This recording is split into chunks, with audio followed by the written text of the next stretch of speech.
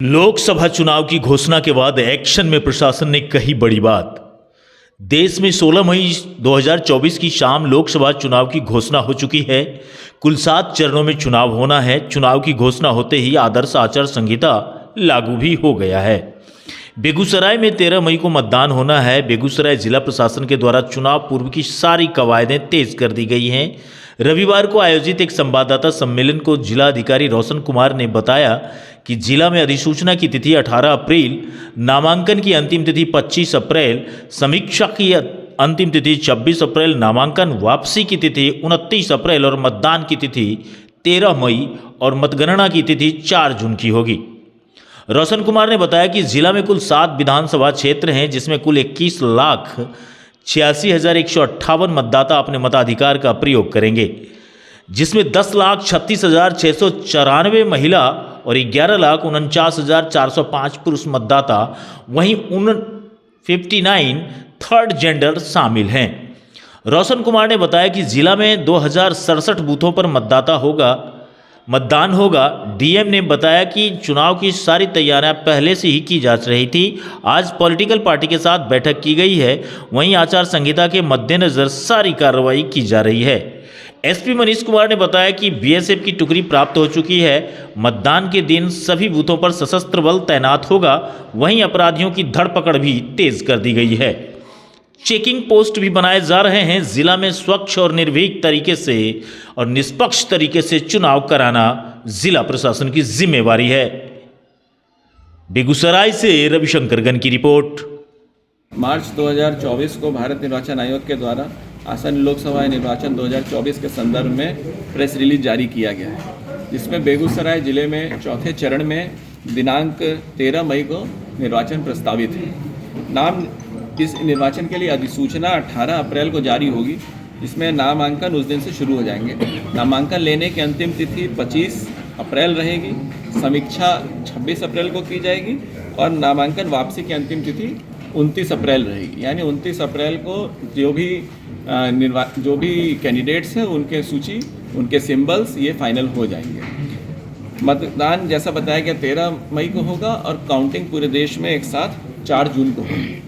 आप सब जानते हैं हमारे लोकसभा निर्वाचन क्षेत्र में कुल 7 विधानसभा सेगमेंट पड़ते हैं, जिसमें कुल 2067 कुल मतदान केंद्र हैं।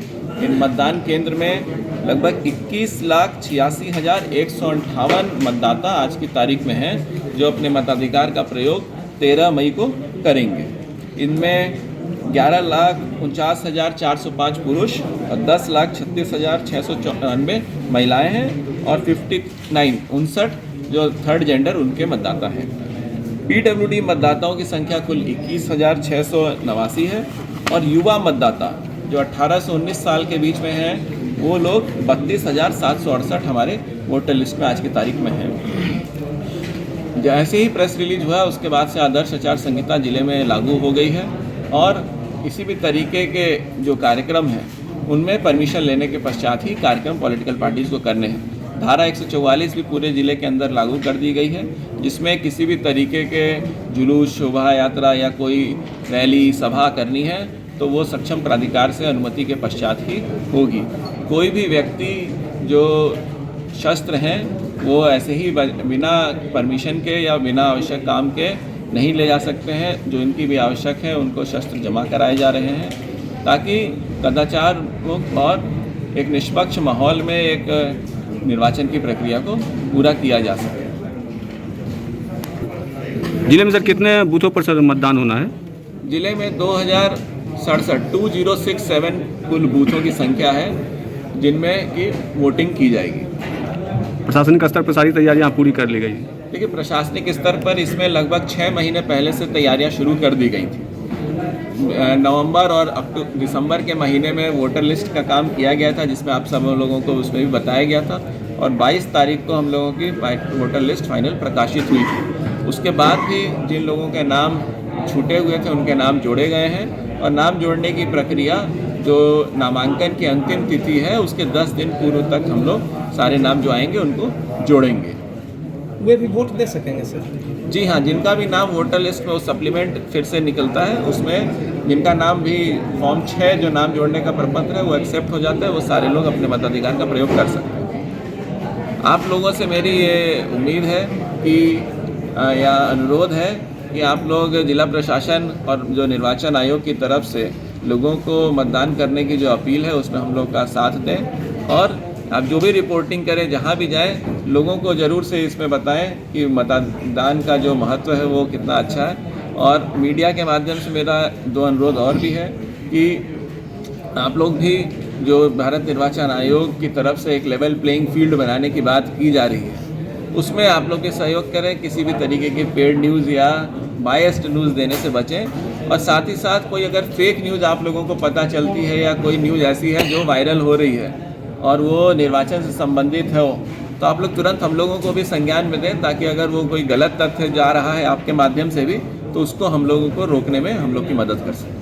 कई जगह अभी भी इस संबंध में जो निर्देश है, 24 घंटे में सभी सरकारी परिसर में, 48 घंटे में हम लोगों को सभी सार्वजनिक जगहों पे, और 72 घंटे में जो भी निजी स्थान है वहाँ पर किया गया।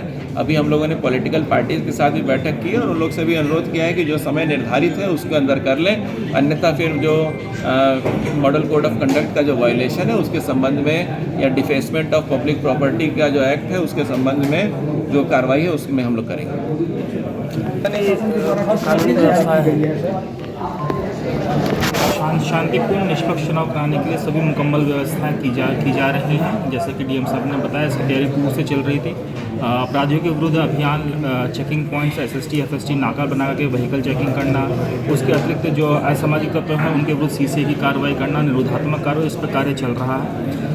एक 2067 बूथ हैं जिनको कि 1088 भवनों में चिन्हित किया गया है, जिसमें सभी पे चुनाव के दिन सशस्त्र बलों की प्रतिनियुक्ति रहेगी। हम लोगों को pre poll confidence building measures के लिए जिले में एक बीएसएफ की एक कंपनी तैनात है, जिसका कि प्रतिदिन हम लोग समुचित उपयोग कर रहे हैं। कॉन्फिडेंस बिल्डिंग्स में, फ्लैग मार्च में असामाजिक तत्वों के विरुद्ध कार्रवाई हम लोग कर रहे हैं, और हम लोग का अभियान उसमें नियंत्रण चल रहा है। सुरक्षा व्यवस्था सुनिश्चित कराने के लिए पोल से पूर्व, पोल के समय हम लोग त्रिस्तरीय सुरक्षा व्यवस्था बनाएंगे, जिसकी डिटेल्स आपको हम सह समय जो जानकारी होगी उसको उपलब्ध करा देंगे।